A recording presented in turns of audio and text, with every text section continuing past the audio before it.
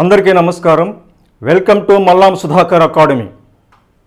ఈనాటి మన topic look here, prepositions. Prepositions అంటే తెలుగులో అర్థం ఏమిటి? విభక్తి ప్రత్యయాలు అంటే అర్థం కాదు మనకు అది. సో ఇంగ్లీష్లో చెప్పుకుంటే మనకు ఈజీగా అర్థమవుతుంది. ఇక్కడ చూడండి, ప్రిపోజిషన్స్. ప్రపోజిషన్స్ అనాలి యాక్చువల్గా ప్రొనౌన్సియేషను. ప్రిపోజిషన్స్ ఈ వర్డ్లోనే మీనింగ్ ఉంది. Prepositions, positions. పొజిషన్స్ ఒక వస్తువు యొక్క పొజిషన్ని తెలియజేయడానికి ఉపయోగించే వర్డ్నే ప్రిపోజిషన్ అంటాం. చూడండి ఎంత సింపుల్గా ఉందో.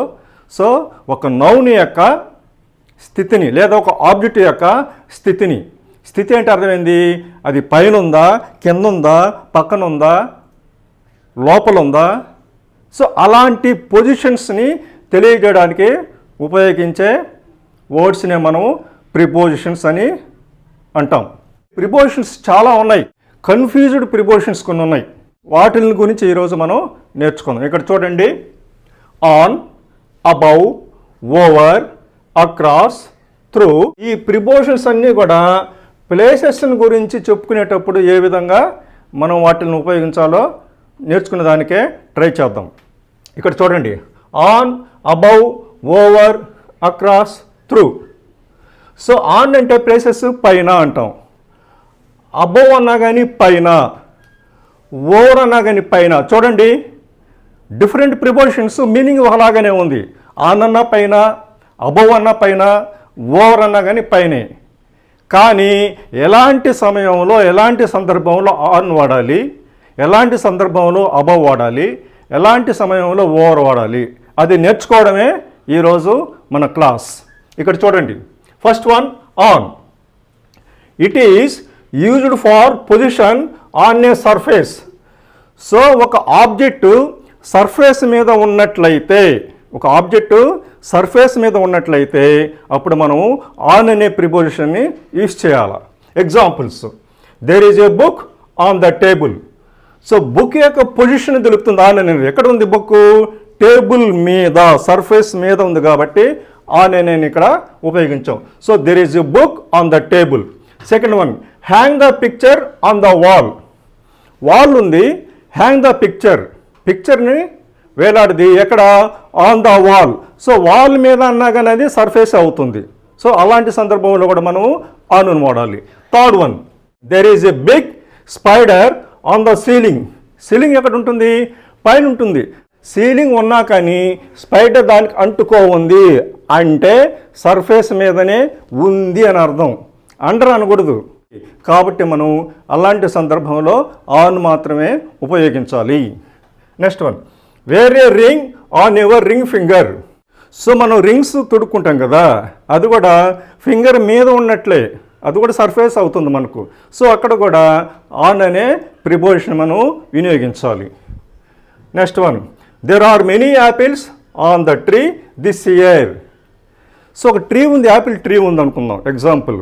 సో దాని చుట్టూ అక్కడక్కడ యాపిల్స్ కాస్తున్నాయి. అది కూడా ఆ ట్రీ పైన అనేది సర్ఫేస్ అవుతుంది. ఆ సర్ఫేస్ మీద ఆ ఫ్రూట్స్ ఉన్నాయి కాబట్టి అక్కడ ఆన్ అనే ప్రిపోజిషన్ మాత్రమే మనం వినియోగించాలి. Above, over. అబౌవ్ అన్నా పైన, ఓవర్ అన్నా పైన. They can both mean higher than. రెండిటి అర్థం ఏమిటి? హయ్యర్ దాన్ అంటే దానికన్నా పైన అని. ఎగ్జాంపుల్, ఇక్కడ బాక్స్ వేసాను చూడండి, ఏ, బి. సో బి పైన ఏ ఉంది, ఇక్కడ బాక్స్ వేసాను, బి పైన ఏ ఉంది. A is above or over B.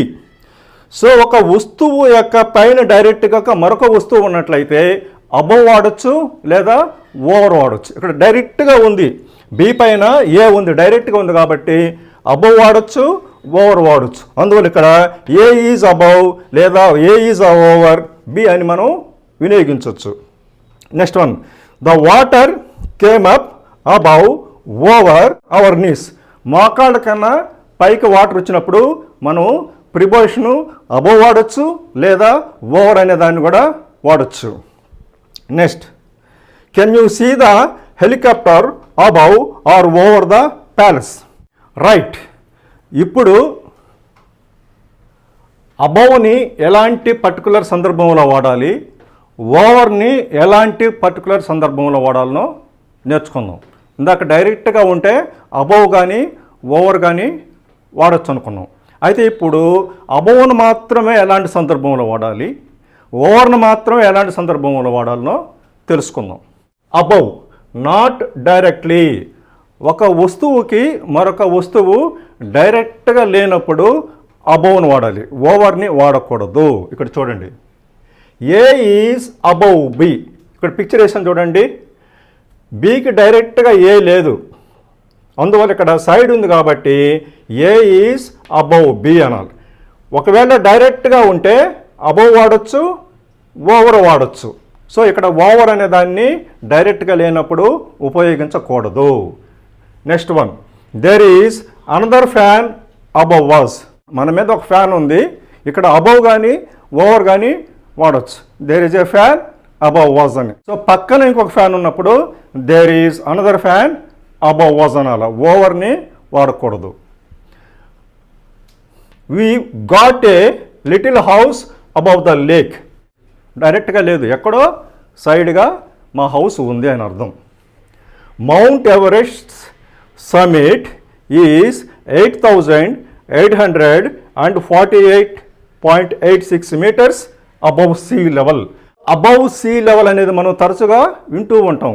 సముద్ర మట్టానికన్నా ఎత్తులో అన్నప్పుడు అబౌవ్ను మాత్రమే మనం వాడాలి, డైరెక్ట్గా లేదు కాబట్టి ఓవర్ని మనం అక్కడ వాడకూడదు.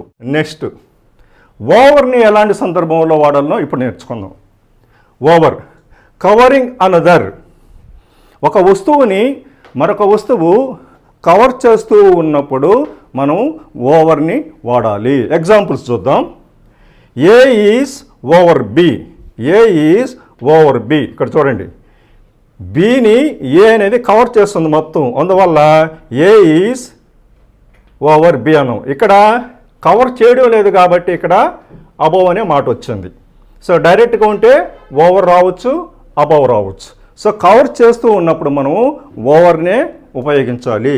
So here A is over B. There is cloud over the city. City పైనంతా మొత్తం క్లౌడ్ ఉంది.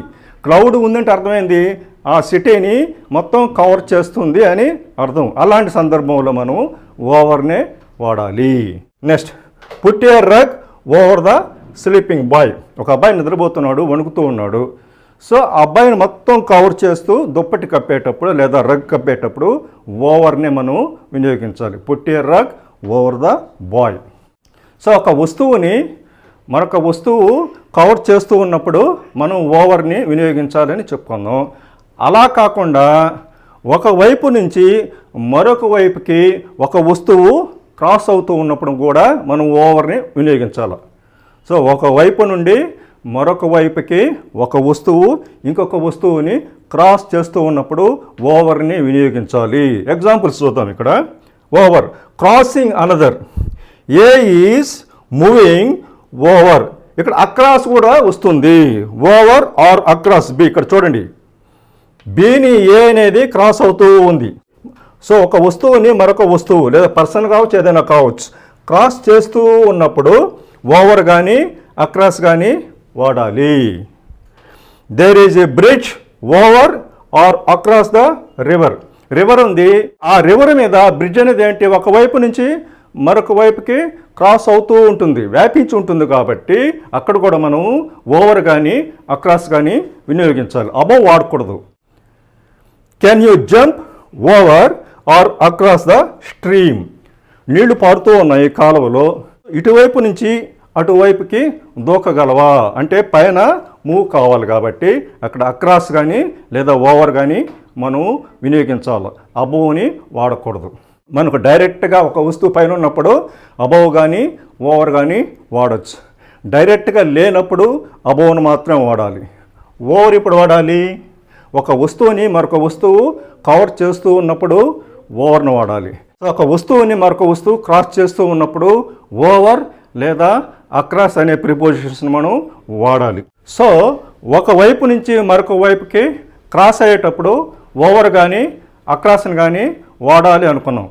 అయితే ఇక్కడ ఓవర్ మాత్రమే వాడాల్సిన సందర్భాలు చెప్తాను మీకు. చూడండి ఇక్కడ over crossing higher things. So ఎత్తుగా ఉన్నటువంటి వస్తువులను దాటేటప్పుడు ఓవర్ని మాత్రమే వాడాలి, అక్రాస్ని వాడకూడదు.